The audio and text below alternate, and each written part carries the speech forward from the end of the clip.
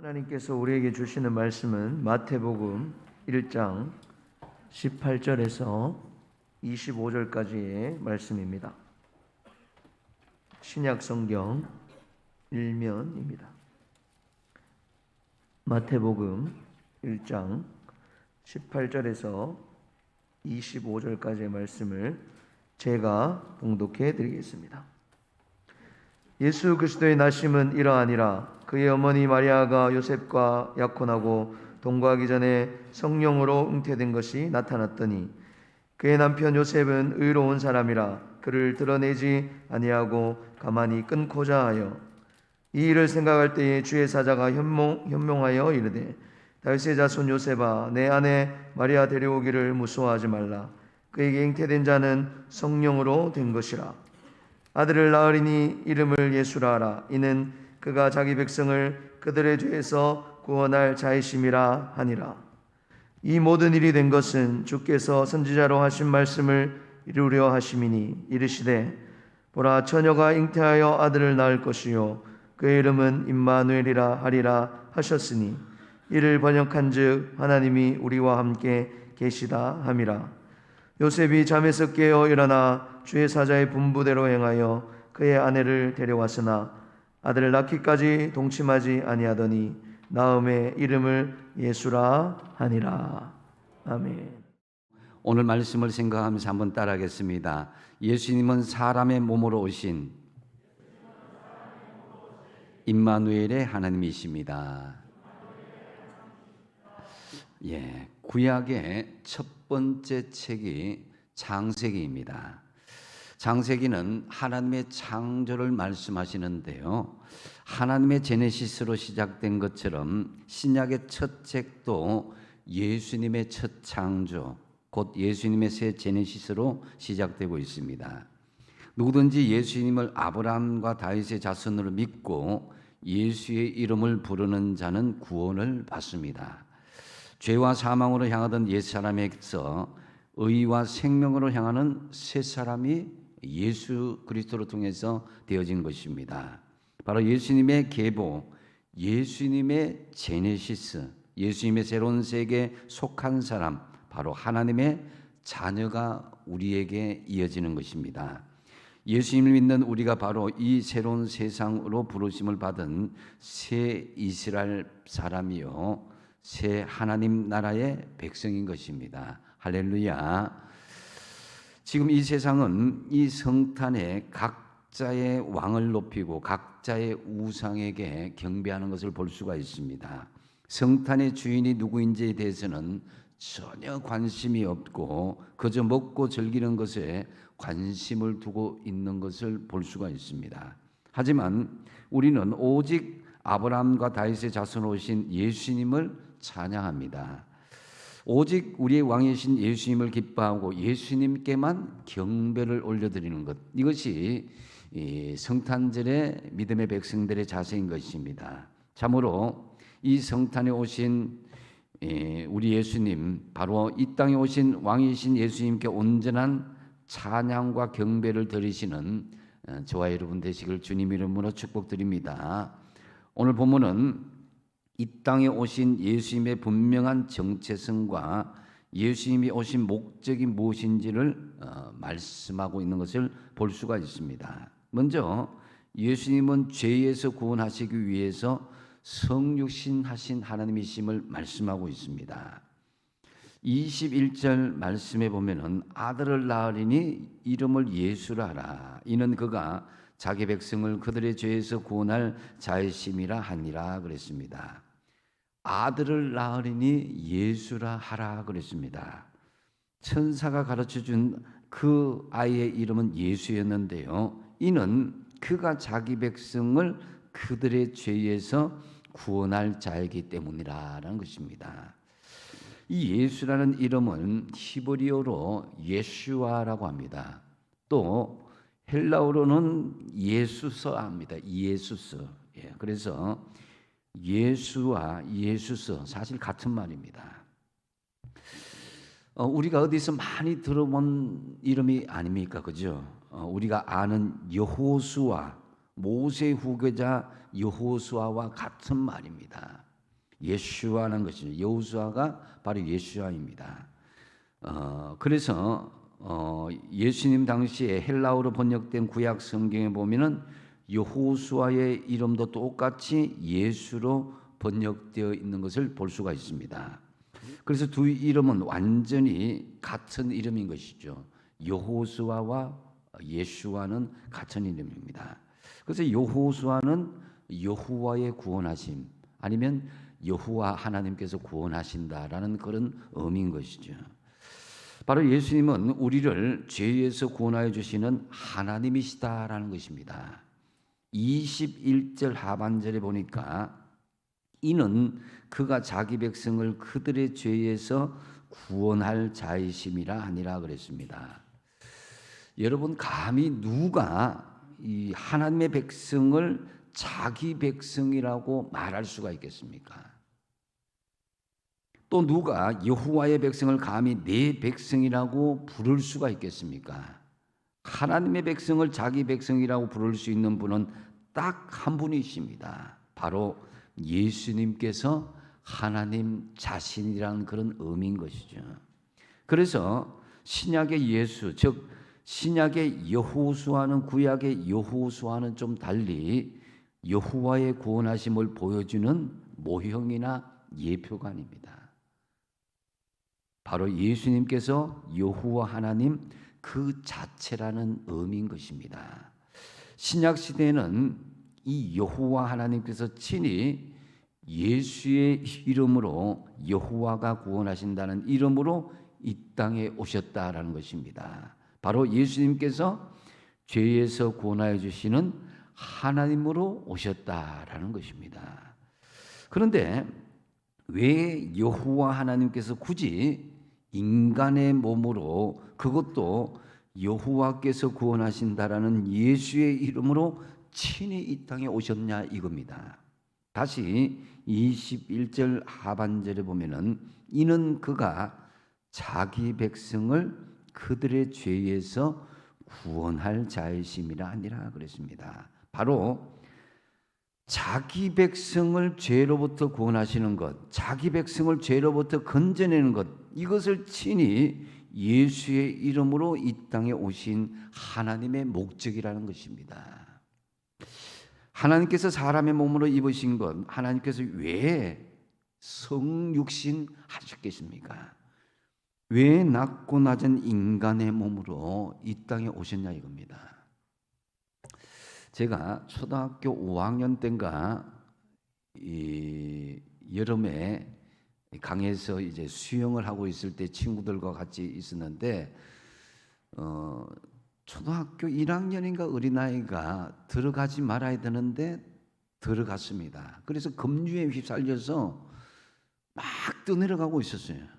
그런데 여러분, 이 물에 휩쓸려 갈 때 같은 어린아이들이 건지러 갔다가 죽을 수가 있거든요. 그래서 우리 친구들이 막 어쩔 줄 몰라서 막 그러고 있는 찰나에 거기서 그 청년 하나가 뛰어와서 그 아이를 뒷머리 채를 잡고 끄집어내는 것을 보고 안도의 한숨을 쉬었던 그때가 기억납니다. 만약에 그 순간의 찰나 몇 초 차이에 그 아이를 붙잡지 않았더라면 그 아이는 영영 떠내려가고 죽고 말았을 것입니다.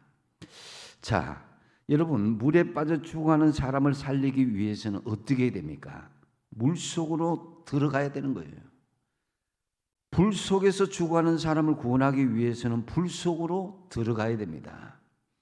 마찬가지로 죄와 사망 아래에서 죽어가는 나를 살리기 위해서 하나님께서 친히 이 죄와 사망의 세계로 들어오셔야만 했다라는 것입니다.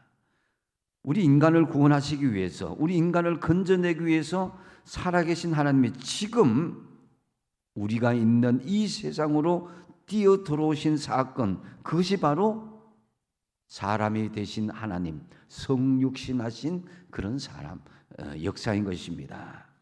도대체 누가 급류에 떠내려가는 우리를 위해서 자기 몸을 던질 수가 있겠습니까? 누가 불 속에 타들어가는 우리를 위해서 불 속으로 뛰어들을 수 있겠습니까? 소방대원들조차도 자기 안전이 보장되지 않으면 쉽게 들어가지 않는다고 합니다.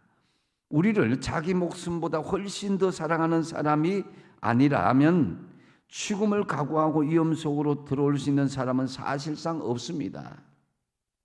그런데 우리 주님은, 정확하게 얘기하면 예수님은, 몸으로 오신 하나님은 이 땅에 우리를 구원하시기 위해서 뛰어들어진 것입니다.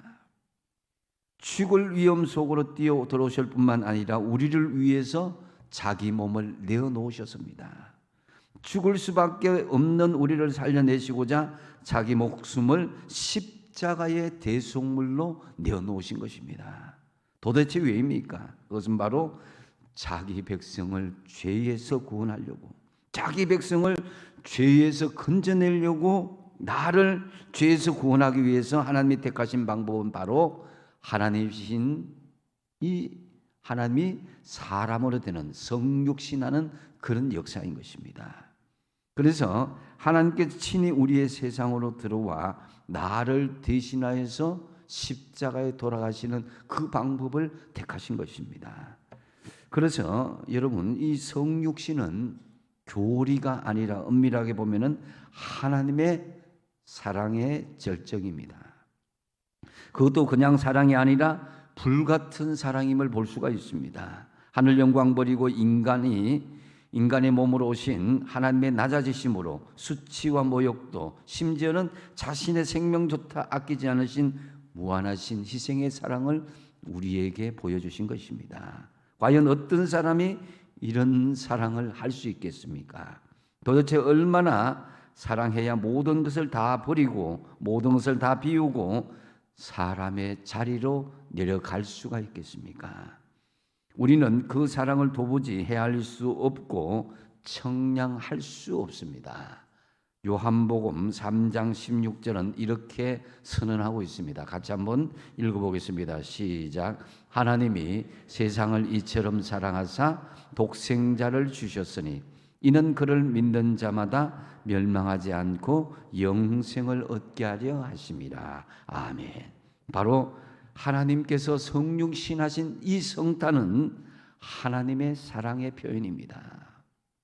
우리를 멸망하지 않고 영생을 얻게 하시려고 지극히 높으신 하나님이 지극히 낮은 우리 인간의 자리로 뛰어내려오신 사랑의 사건, 그것이 바로 이 성탄이요 성육신하신 그런 사건인 것입니다. 오늘 보면 20절 말씀에 같이 한번 읽어보겠습니다. 시작. 이 일을 생각할 때에 주의 사자가 현몽하여 이르되 다윗의 자손 요셉아 내 아내 마리아 데려오기를 무수하지 말라. 그에게 잉태된 자는 성령으로 된 것이라 그랬습니다. 여러분, 요셉은 정혼을 하였는데 정혼한 여자가 잉태를 했다. 그랬을 때에 19절 하반절에 보면은 그를 드러내지 않고 공개적으로 하지 않고 가만히 끊고자 하였다 그랬습니다. 이 말은 뭐냐? 정혼을 사실을 파혼을 하겠다는 거죠. 가만히 공개적으로 하지 않고. 그랬을 때에 오늘 20절 말씀에 천사가 나타나서 다윗의 자손 요셉아 그랬습니다. 다윗의 자손은 단순히 다윗 계보의 후손을 가르치는 표현이 아닙니다. 다윗의 자손이라는 것은 다윗 언약과 관계된 표현, 즉 다윗 언약을 성취하는 메시아라는 그런 표현인 것입니다. 그런데 이 엄청난 호칭을 바로 요셉에게 적용시키는 거예요. 다윗의 자손 요셉아. 더 기가 막힌 것은 마리아에게 잉태된 그 아이의 정체입니다. 18절에 보니까 마리아가 요셉과 약혼하여 동거하기 전에 어떻게 됐다고요? 성령으로 잉태된 것이 나타났다 그랬습니다. 그래서 이 천사도 그에게 잉태된 자는 성령으로 된 것이다라고 20절에 확정하고 말씀하고 있는데요. 이 사실은 너무너무 중요한 나머지 우리가 매주마다 고백하는 사도신경에도 들어가고 있습니다. 오늘 여러분들이 고백한 사도신경에 그는 성령으로 잉태되어 동정녀 마리아에게도 나시고, 여러분이 고백했잖아요. 도대체 성령으로 잉태한다는 것이 어떤 의미이고 얼마나 중요한 의미겠습니까? 물론 여기에는 다양한 의미가 있지만은 누가복음은 그 의미를 다음과 같이 설명하고 있습니다. 누가복음 1장 35절에 천사가 대답하여 이르되 성령이 내게 임하시고 지극히 높으신 이의 능력이 너를 덮으시리니 이러므로 나실 바 거룩한 이는 하나님의 아들이라 일컬어지리라고 말씀합니다. 성령으로 잉태되었다는 것은 쉽게 말씀드리면은 지금 마리아에게 잉태된 이 아이가 거룩한 하나님의 아들이란 뜻입니다. 더 직설적으로 말하면은 마리아에게 잉태된 이 아이가 바로 하나님이라는 그런 말씀입니다. 그래서 20절 말씀과 종합해 보면은 마리아에게 잉태된 이 아이는 다윗의 혈통으로 오는 다윗의 자손인 동시에 성령으로 잉태되신 하나님의 아들, 곧 성육신하신 하나님의 본체다라는 말씀입니다. 이 두 본성이 하나가 되어서 예수님의 신비한 정체를 드러낸 것입니다. 바로 본문은 예수님을 이 신성과 인성 두 본성을 가지신 분, 참 하나님이시면서 참 사람이신 성육신하신 분임을 분명히 말씀하고 있는 것입니다. 한번 따라하겠습니다. 예수님은 우리를 죄에서 구원하시기 위해서 성육신하신 하나님이시다. 예, 바로 이게 우리의 신앙 고백으로 이어져야 되는 것입니다. 우리 모두 예수님을 우리의 죄를 구원하신 분으로 또 성육신하신 하나님으로 받아들이시고 믿으시기 바랍니다. 또한 예수님은 두 번째로 우리와 함께 하시는 하나님이심을 말씀하고 있습니다. 23절 말씀에 같이 한번 읽어보겠습니다. 시작. 보라, 처녀가 잉태하여 아들을 낳을 것이요 그의 이름은 임마누엘이라 하리라 하셨으니 이를 번역한즉 하나님이 우리와 함께 계시다 함이라. 아멘. 예수님께서 이 땅에 오신 목적이 무엇입니까? 그의 이름을 임마누엘이라 하리라 그랬습니다. 바로 우리의 임마누엘 되시고자 하는 것입니다. 임마누엘인 것은 이를 번역한즉 하나님이 우리와 함께 계시다는 것입니다. 바로 하나님께서 우리와 친히 함께 계시기 위함이란 것이다라는 거죠. 우리가 알다시피 예수님이 이 땅에 오신 목적 중에 하나는 우리의 죄를 대신 십자가에 지는 것이었습니다. 예수님의 십자가의 그 과정에 있어야 우리의 죄값이 치러질 수 있습니다. 예수님이 죽으셔야 우리가 용서를 받고 하나님과 화해할 수가 있었습니다. 대속제물로 나가야 우리가 예수의 이름으로 우리가 깨끗한 그런 하나님의 자녀로 나갈 수가 있게 된 것이죠. 하지만 이 십자가의 더 큰 목적은 이 십자가는 과정일 뿐이고 그 자체로 최종적인 목적이 아니라는 것입니다. 그럼 더 크고 중요한 목적이 무엇입니까? 그것은 바로 십자가 죽음 이후에 주어지는 임마누엘이다라는 거죠.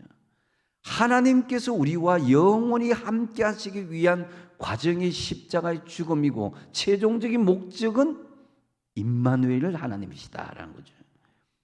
이 땅에서의 임마누엘 그리고 장차 올 세상에서 영원히 계속될 임마누엘, 예수님은 우리의 임마누엘이 되기 위해서 십자가에 돌아가시고 그 임마누엘을 우리에게 약속하신 것입니다. 그래서 이 구원의 본질은 임마누엘이다라는 거예요. 하나님과 내가 온전히 하나가 되는 것이다.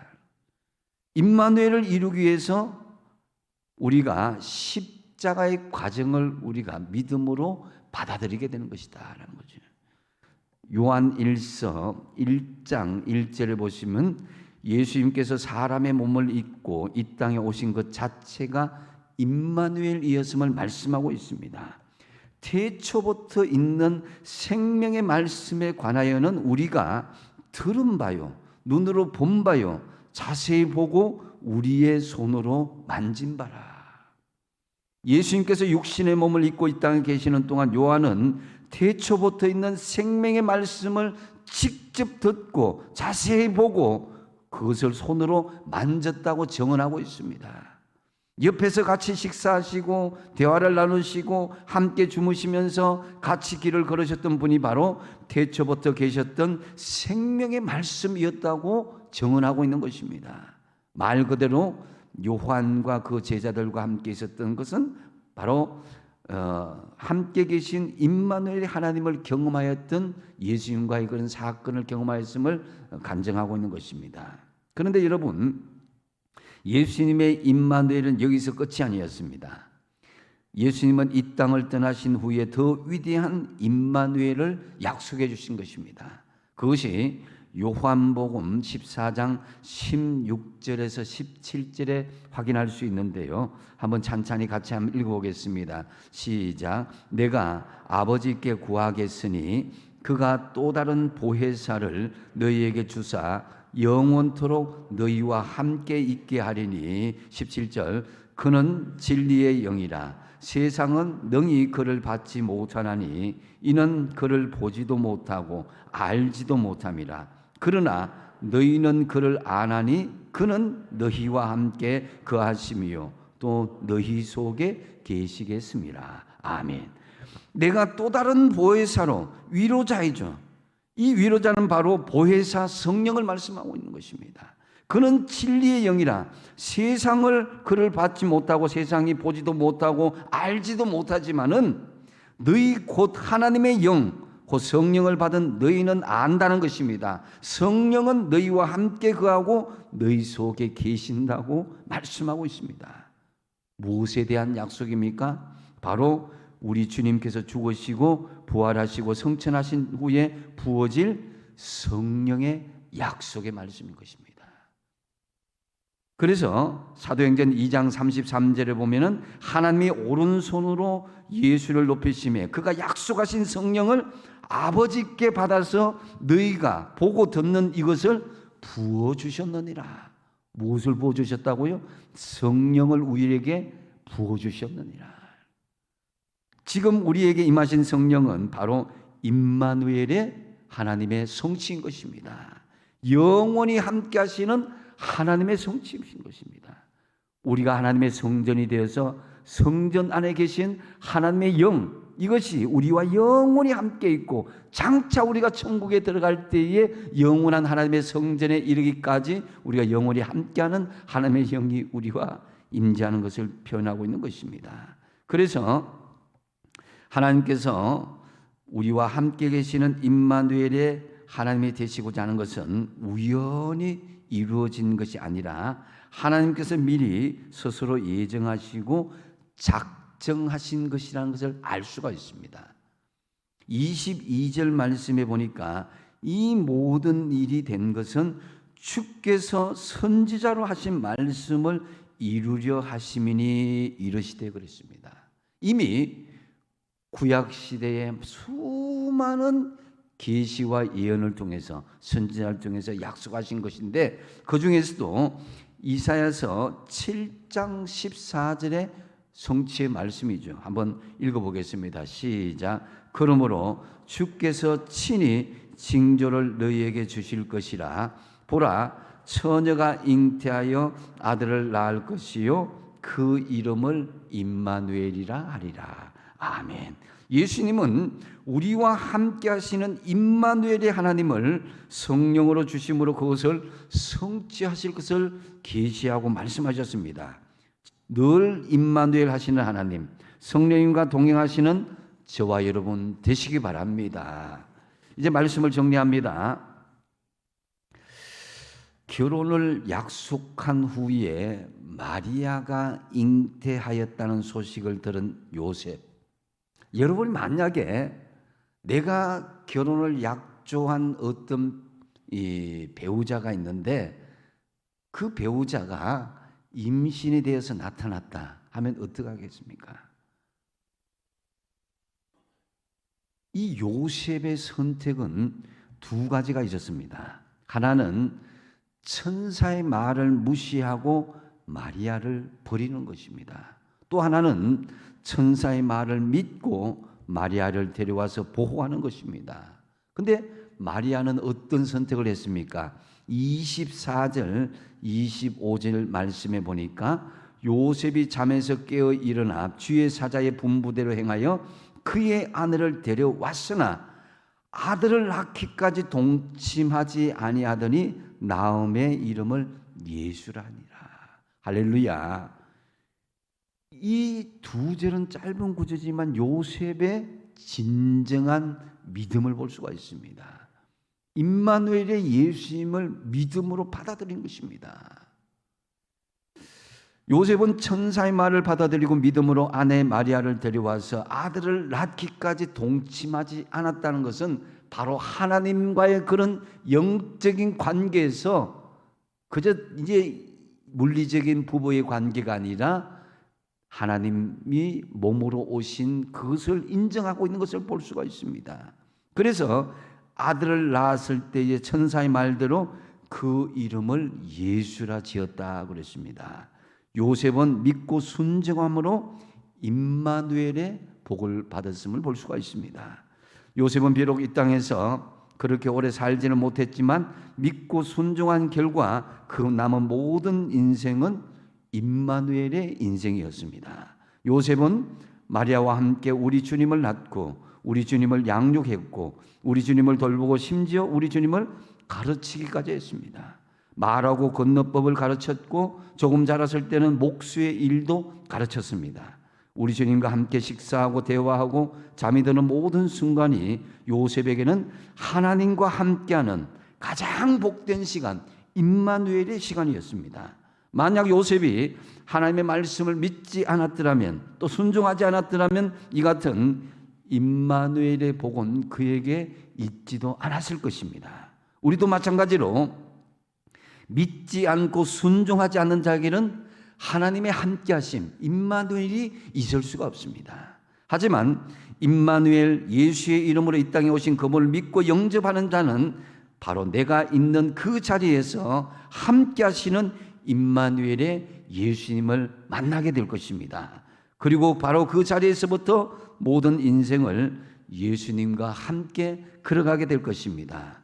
우리 주님께서 임마누엘 예수의 이름으로 이 땅에 오셨습니다. 여러분은 그 앞에서 어떻게 반응하실 것입니까?